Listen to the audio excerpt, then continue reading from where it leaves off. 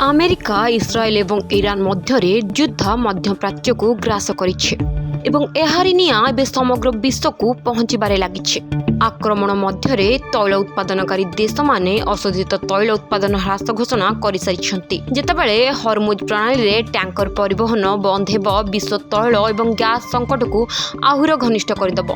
एही विश्वव्यापी अशांति सीधासलख संयुक्त आरब एमिरेट्स मुद्रास्फीति उपरे प्रभाव पकाउछि, ଯେଉଁଠାରେ ଟମାଟୋ ଏବଂ ପିଆଜ ଭଳି ନିତ୍ୟ ବ୍ୟବହାର କାର୍ଯ୍ୟ ପନିପରିବାର ମୂଲ୍ୟ ତୀବ୍ର ବୃଦ୍ଧି ପାଇବାରେ ଲାଗିଛି। ଫଳରେ ଜନସାଧାରଣଙ୍କୁ ଖୁବ୍ ଅସୁବିଧାର ସମ୍ମୁଖୀନ ହେବାକୁ ପଡୁଛି।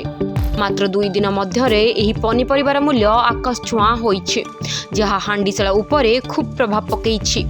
यूएई अर्थनीति मंत्रालय यही अस्थायी मूल्य वृद्धि को आंचलिक संकट पर दायी करिछि।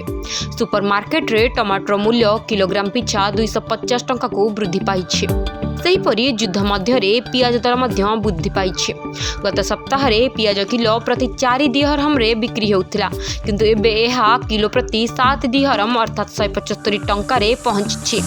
एपरि दर वृद्धि को नहीं स्थायी बासिंदा कहिसेंति जे सेमानक दैनंदिन जीवन को प्रभावित करिछि एही युद्ध। तथापि अत्यावश्यक दैनंदिन सामग्री मूल्य वृद्धि रिपोर्ट पर यूएई सारा अर्थनैतिक विकास विभाग मिलित भाव में स्वतंत्र जांच दल नियोजित करिछि, जो माने वर्तमान अजथा मूल्य वृद्धि को रोकने एक मिलित जातीय तदारख प्रतिदिन गस्त करुछंती। तेबे साधारण लोक एही निष्पत्ति को स्वागत करिछंती। रिपोर्ट अनुजाई यूए खाइबा तेल, दुग्ध जातीय जिनस, चाउल, चीनी, कुकुड़ा पालन, डाली, रुटी एवं गहम दर सरकार नियंत्रण करती। सरकार बिना अनुमति रे सबु जिनिस गुड़िकर दरदाम वृद्धि करने बेआईन। तेबे अत्यावश्यक जिनिस यूए महजूद रखापी सरकार संपूर्ण रूपे चेष्टा चलाइछंती। एहा सह उपभोक्तांको पई बहु विकल्प रही। एभली खबर आगु सुनबा पई आम चैनल को लाइक शेयर सब्सक्राइब करंतु।